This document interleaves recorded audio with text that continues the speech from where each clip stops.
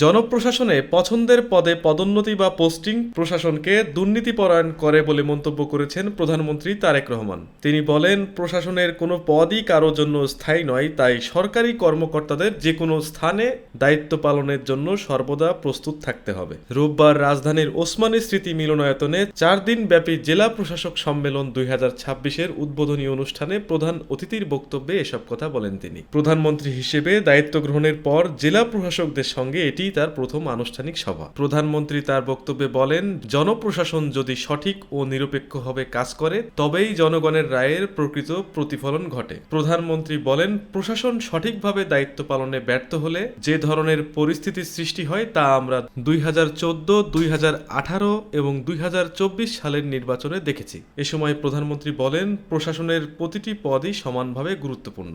প্রধানমন্ত্রী আরও বলেন, প্রশাসকেরা জনগণ ও সরকারের মধ্যবর্তী যোগসূত্র হিসেবে কাজ করে। বর্তমান সরকারের লক্ষ্যই হচ্ছে একটি জবাবদিহিমূলক, ন্যায়ভিত্তিক ও জনকল্যাণমুখী শাসন ব্যবস্থা গড়ে তোলা।